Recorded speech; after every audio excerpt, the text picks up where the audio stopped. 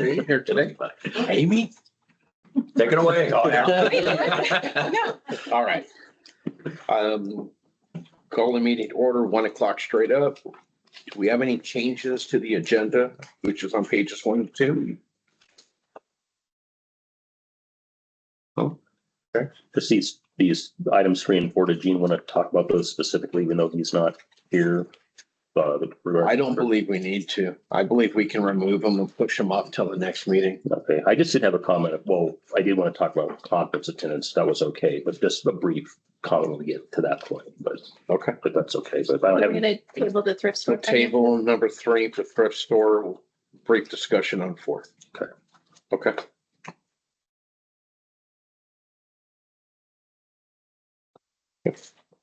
All right. Approval of amendments, pages 3 through 5. Did anyone see any errors or corrections? that must be his wife. Sorry. His Hey, he made it. Yeah, I'm here. Where'd it go? I Are you lost it. good today? I lost it. Damn now. Hold on a second. I lost the, where'd it go? Approval of the minutes. they look fine to me. All right, Send thank you. those to consent agenda. Item D is public comment. If anyone from the public wishes to be heard. Sandra. Hi. Okay, seeing none, we'll move on. Item E, financial statements. John, we'll turn it over to you for unaudited. Okay, yes. Oh, no, we're talking about February 2025. If we want to start with the 13-month patient statistics, I think that's a good place to start. Okay, 18, 19. so we got page 18 and 19. No, these are funny. Okay. Well, Okay, as you see up on the top there, we're looking at patient days, about 6 or 8. Let's see what line 8, acute. Those days are down. We're under budget there, and we're under last month. Last month was 90. We've got 84, and the budget is 95. So that and also the swing beds are below last month and also below budget again. So we're about 34 days below budget on the acute and swing days. However, you won't see a difference on the income statement because of our patient case mix index is higher. So that means we had more acute patients, so the revenues are actually higher, even though the days are less, which doesn't happen all the time, but this month it did. Then if we want to go down, our length of stay is still good, below 96 hours or 4 days. We're at 3.1. Our swing bed length of stay is a little bit low for some reason. I don't know, Mark, maybe you know why. We're discharging people sooner or? Well, sometime in the last 6 months, we implemented the IDT program and we're discharging patients quicker. So our patient days are down as well, and that was the desired effect. Right. But that's had an effect on other things as well, Of course. which, Right. And I don't think we have that many patients admitted to swing bed. yeah, that's true. So I'm looking, John, at the actual for February of 24, Uh-huh. acute days 124, swing days 49. But that is 40 and 20 off of, or 20 and 29 off of last year this time. So I wonder what that difference is even more compelling. Yeah, you're right. And that's a 28-day month, of course, but still you were that last year too last year was 1 extra day, but still that's a big difference. All right. So the good news is in March, we are very high acute. I think we still have 8 people in the hospital right now and a couple of swing beds too. So we are right about a little bit ahead of budget in March, which is a good thing. You'll not be happy to hear that Todd is discharging 5 of those today as we speak. Yeah, But then he's we had a good putting 3 run. more in. So Yeah, we had a good run for this week at least. for So a that's little, good. yeah. All right. Okay. Any questions on the inpatient days or anything like that? No, sir. No. Okay, let's go down to long-term care. Long-term care, SNF days are down. However, really the census is down a little bit. Even the days are down because we have 3 less days, but even the census is at 50.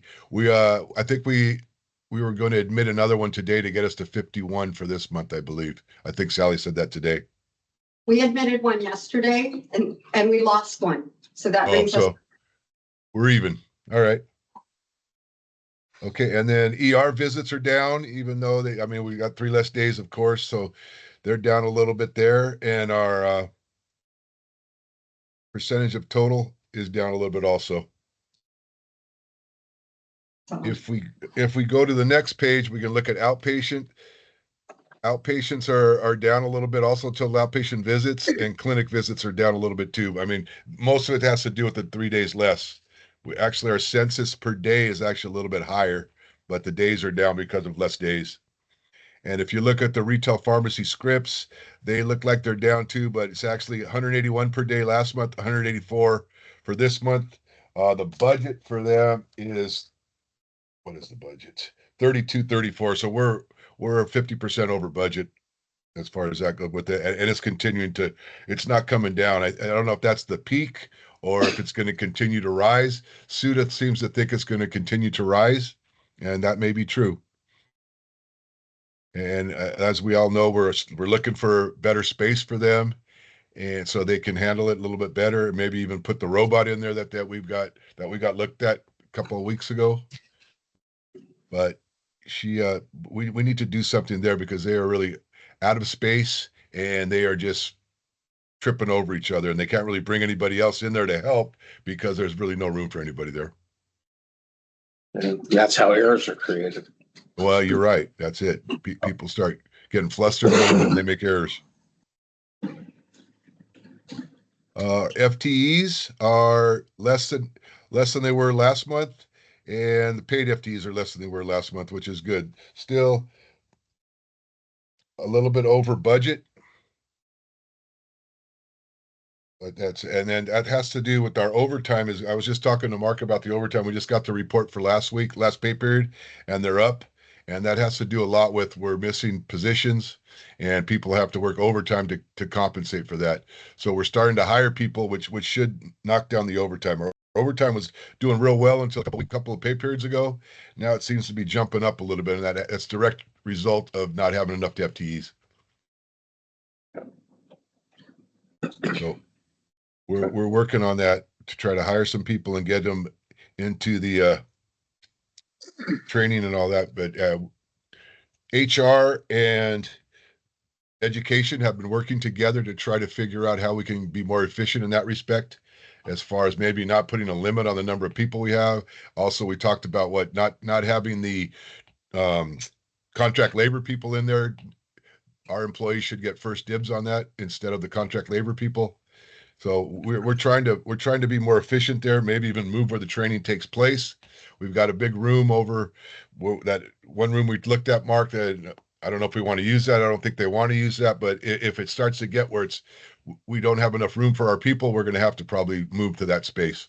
One of the problems with that, John, is the NATAP program, the CNA program is going to be in that space. Coming Oh, up, okay. but it could still be used on days when there aren't students in there. Yeah, which is Okay. the majority of the year.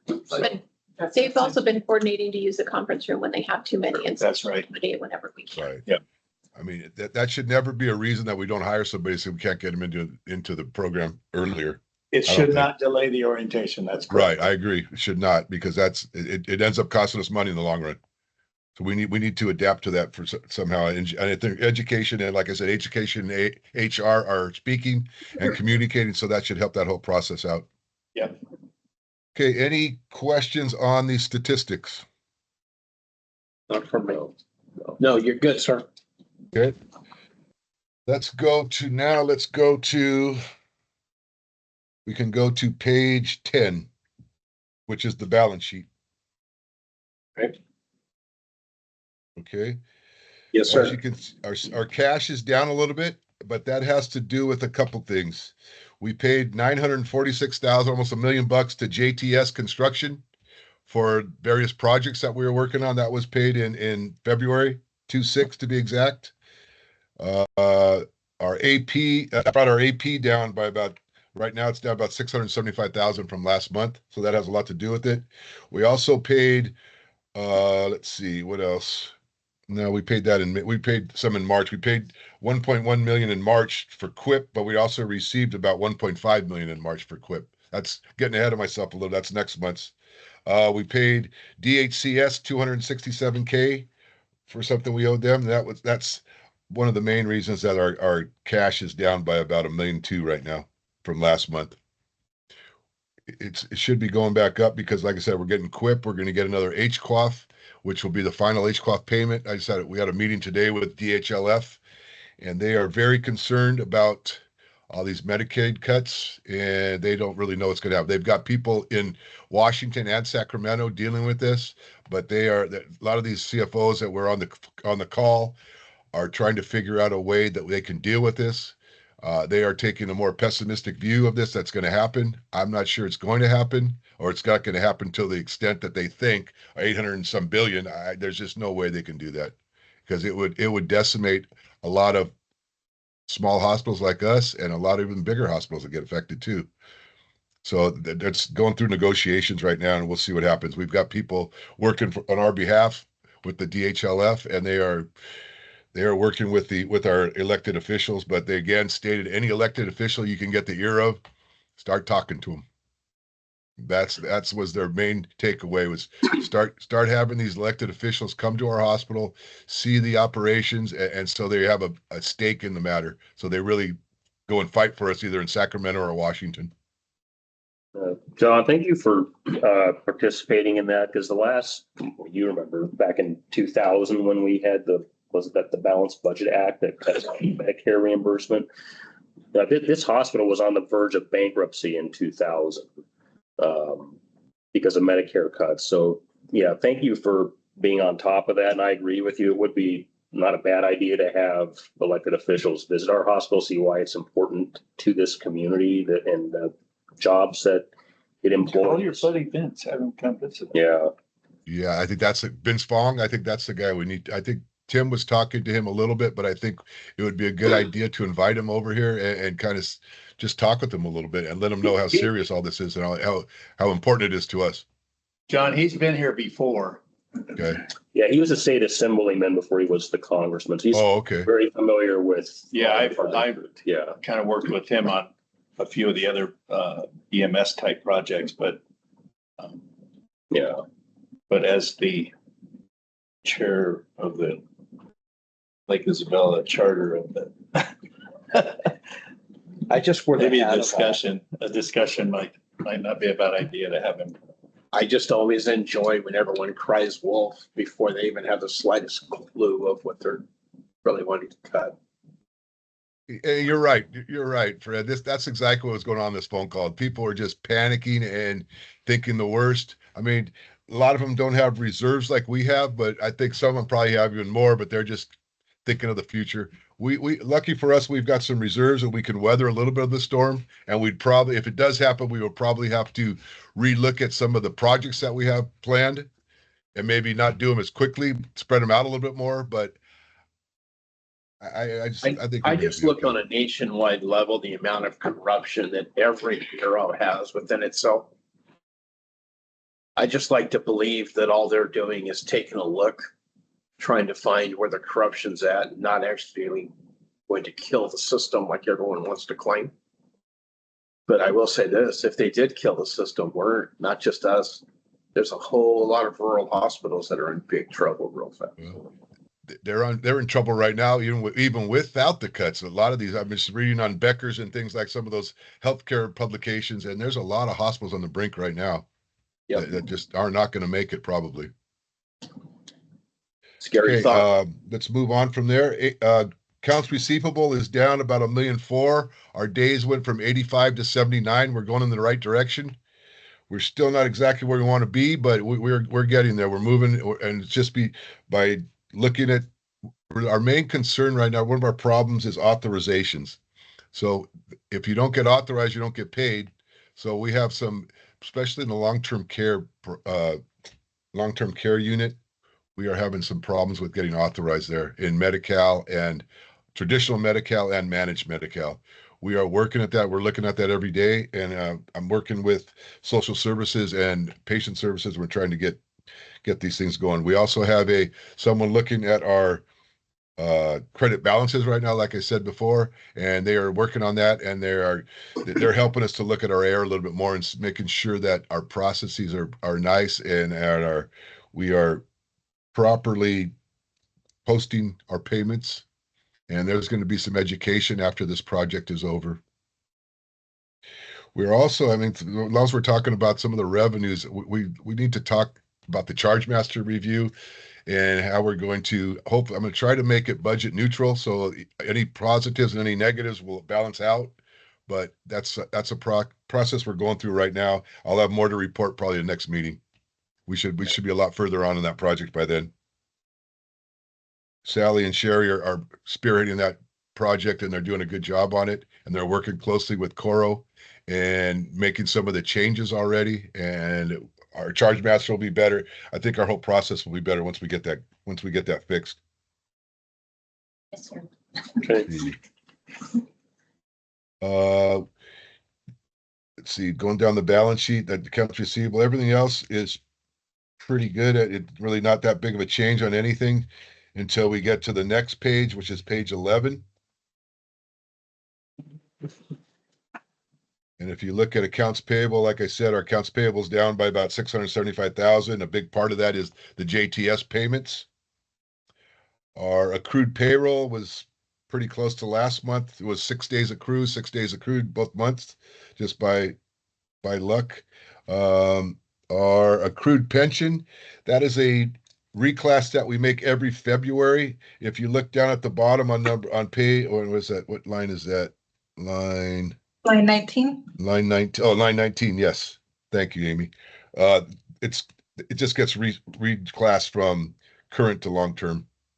And we do that every February. And also, if you go down to line 12, that's another entry we make every February for the bonds, moving the current portion upstairs. That this is the interest payment that is due every February on the bonds. Yes. Okay. Well, no, actually that's the payment, not the interest. That's actually the payment and principal, interest and principal, actually. We are paying those bonds down. We're down to 9 million now. I thought one was just principal and one was just interest every year, That every was 6 months. through Cal Mortgage. Oh, that was with Calmore. Oh, Yeah. that's right. You're right.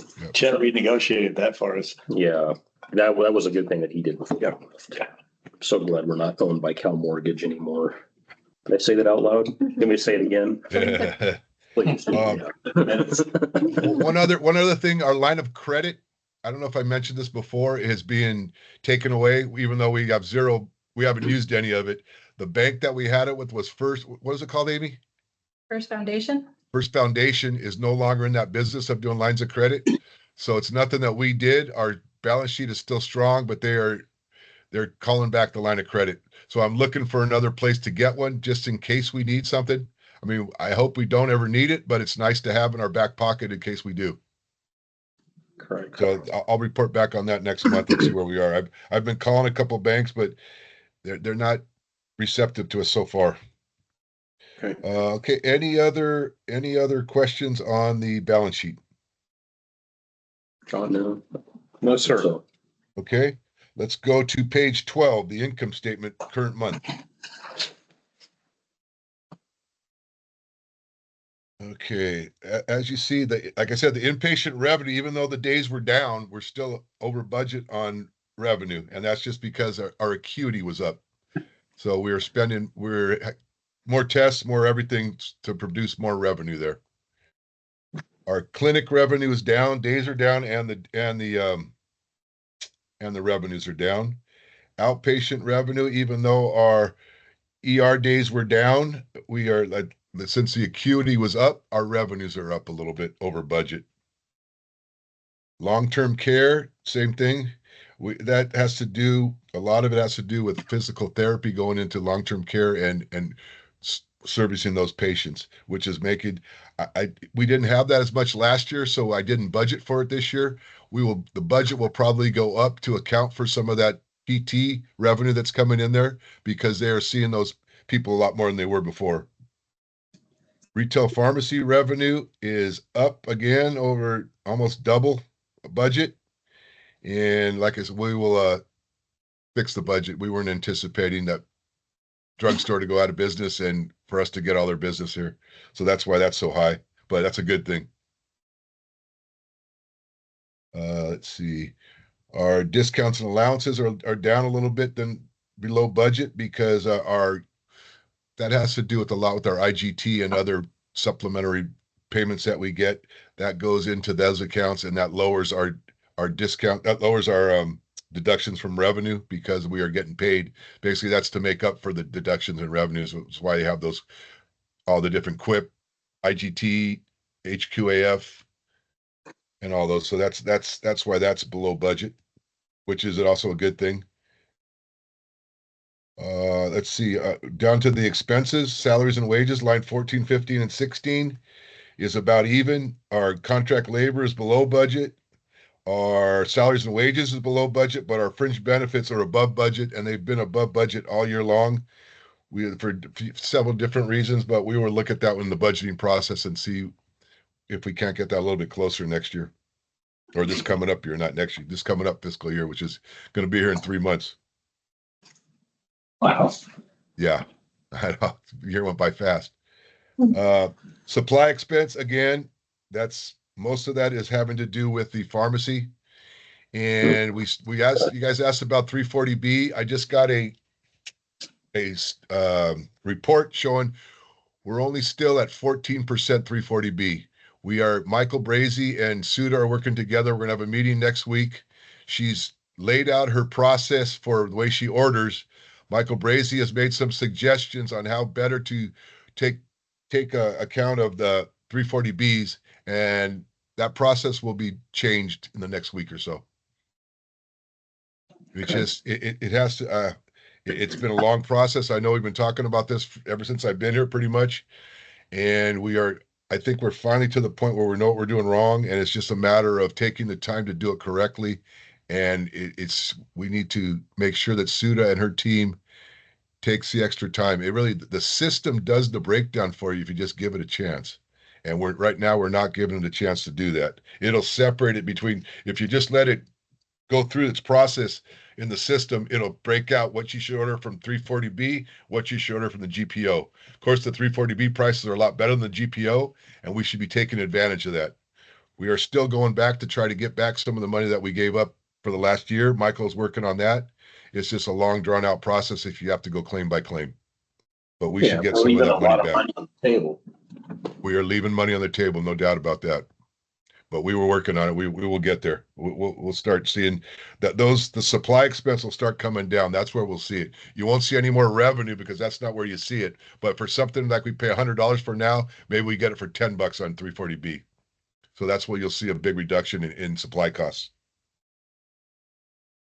Been looking forward to it for a while. So let's hope, hopefully it's sooner than later.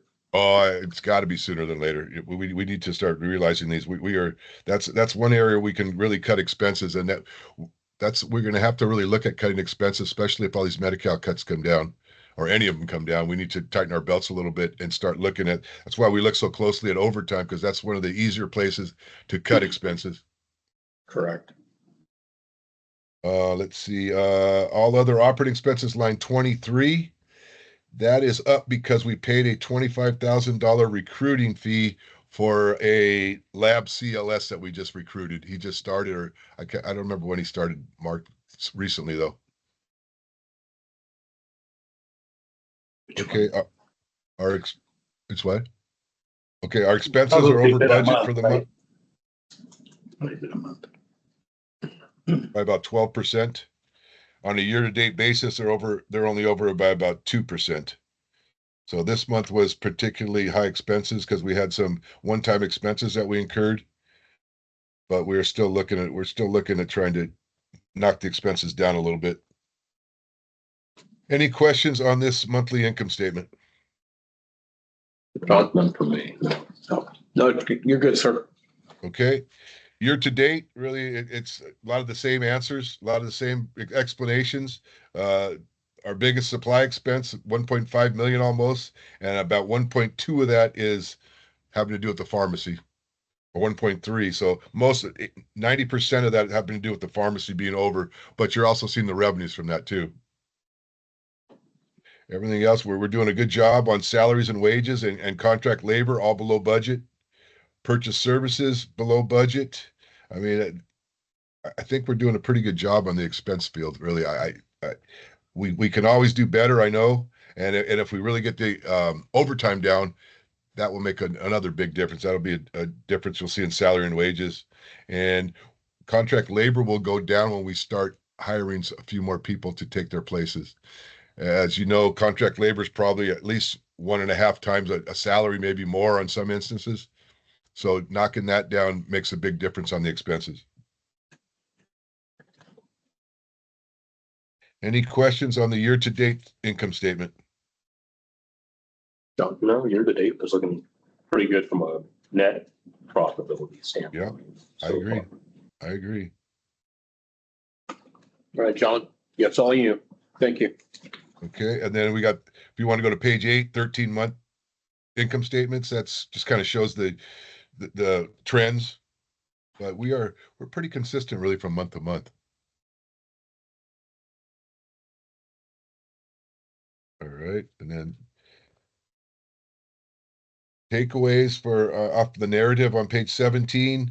Inpatient revenues over budget. Net patient revenue was over budget. Retail pharmacy revenues over budget. Gross days in AR are decreasing. They decreased 6 days in February. And outpatient revenues over budget, even though our visits were down. Negative takeaways. Operating expenses were over budget and clinic revenue was under budget. But yeah. All right. If we go to page 20, that's the AP local vendor aging. And Amy will talk about that if you have any questions. Pretty much the same. It's looking good. No MediaCom this time. No media come, I noticed. Yep. It's all current. What we like to see. Yeah, Any questions? it's not at all done for me. Okay. Okay, if we go to page 21, that's the contracts. I mean, we've got Beta there up on the top. You see that? And that's just our insurance. And we are going through the renewal process right now. I anticipate the insurance expenses going up due to the things going on in California this year. They already are trying to tell us that it's going to be going up. So we haven't received a quote yet. We are just sending in all the applications right now. But I want to get you guys ready. It's going to go up most likely. It's not shocking to me, John. No, I figured that, Fred. The one at the bottom there, Whipley, that is our cost report preparation, OSHPD annual report preparation, and then the district hospital report. So they do a lot of reports for us. They also help us review our numbers for the QUIP and IGT programs and making sure that we are getting what's due to us. It's just a matter, the DHCS usually sends out a report that shows all the revenues that they're using to calculate what our IGT and other supplementary payment programs are, and they help us to look at that. Yeah. We are also this month making a payment for the audit, and that's not on here yet. That'll be in March. We're making a payment to JWT and Associates. We are also going to sign a 2-year contract with them, keeping them. I think the board agreed to that already, keeping them as our auditors for another 2 years, with Gerald as the partner in charge. And we will, after that, we can revisit that and see if we want to change auditors or change partner. But I think JWT does a pretty good job, and I think they understand us and they understand critical access hospitals and district hospitals. That's why I like staying with them. I think he did a pretty good job in the presentation, and I think he does a pretty good job on the audit. Okay, any other questions on that? Contracts. That's from you, John. No, sir. Okay. All right. Send those to. Thanks. We have, So- what? Oh, we just We have one sorry. capital budget request, as you see there, Yes. and that is driven by federal regulations. That's on page 22.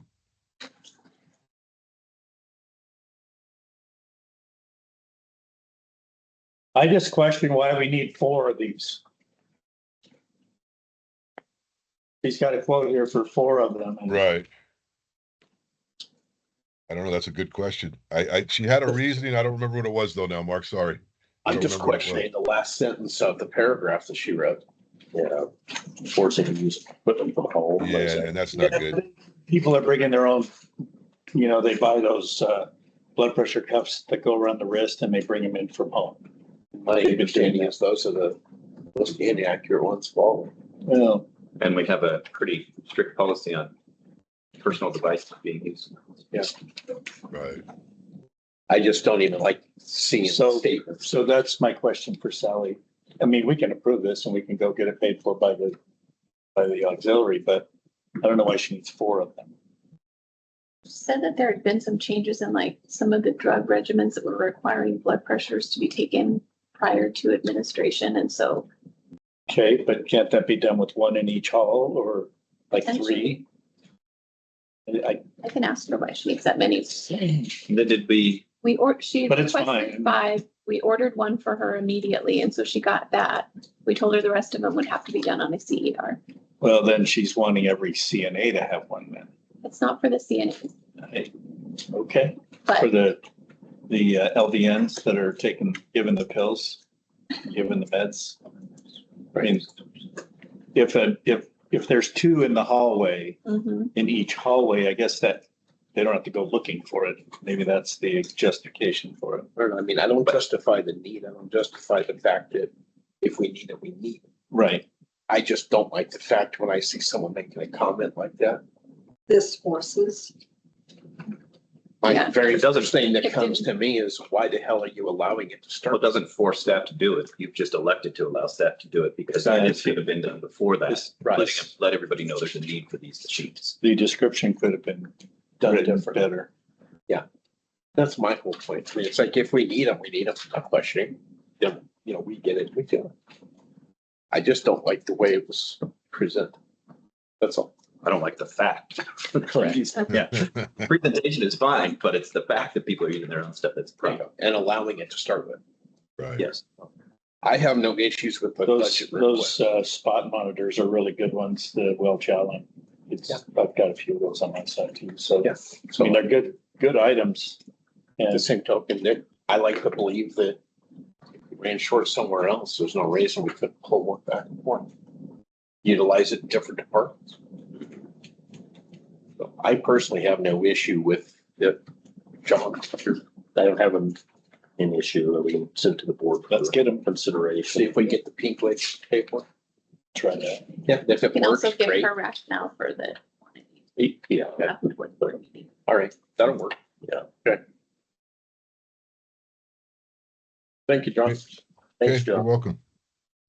That was item 2. Item 3, we're tabling. Item 4 regarding conference attendance. John, you want? Yeah, I just saw in the last meeting, where Parks had talked about the conferences and seminars and laying details on the next ACHD meeting. Don't necessarily disagree. I've seen some of I mispronounced the name yesterday. Relias. Yes, okay. Relias, tomato toast. It's got it. But I mean, but the point is, they're really good workshops and classes that I think the board should take. I've gotten some reminders on those, but I also thought that when we went to ACHD, I mean, I thought those were pretty good conferences. I learned a lot. It was good networking to meet people in within the other districts throughout California, some of the legislative people that attend. We're not part of. We're not part of it. Actually, when I looked at their membership, there's a lot of hospitals that have given up their membership Have they? with them Okay. because they weren't getting a lot out of it. We elected to stay with CHA and take Okay. advantage of what they were doing for us rather Okay. than ACHD. But ACHD's annual meeting is in September. They don't have any information available for it yet, just that it's at the end of September. September. Okay. And John, we are looking at these more closely on who to attend. Like for instance, Point Click Care, we were going to send, how many people, Carrie? 4 people, but we decided that it really doesn't meet our needs, that we need to send that many people. So we're looking at this more closely since you guys brought this up, but there are some that I think are very beneficial to the organization, and it helps us in the long run by meeting some of these people, and they're more apt to help us if we know them and put a face to a name.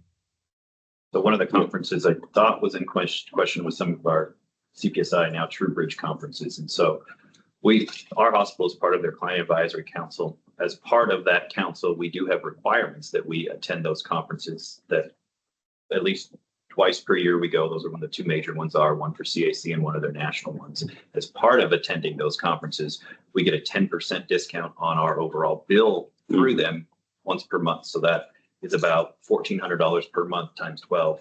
So the overall savings far exceeds what we're spending on those conferences, because those conferences for the CAC, we just pay for airfare, they pay for our hotel, and then there's no fee for the conference. For the national conference, we do have to pay for airfare and hotel for the majority of people going, but the fee for the conference is waived, $0 for us. This year, they did something new for CEOs and CFOs where they pay the entire thing for them to go. I don't know if that was just for CAC or just all across the board, but I think it was just CAC where, like John is attending the conference, they're taking us to airfare, flight, and then the conference. So it's a really relatively low cost with a big benefit to us. Furthermore, like we get to participate and help shape or have conversations, I guess I should say, with their executive team and their development team to help kind of steer like where they're going as a company. With us using their services so much, that's a huge benefit. I think they have like 800 clients across, well, I guess the globe now, and we're like one of like 30 of their CAC. So it's a pretty big honor to be part of that, and big benefit too.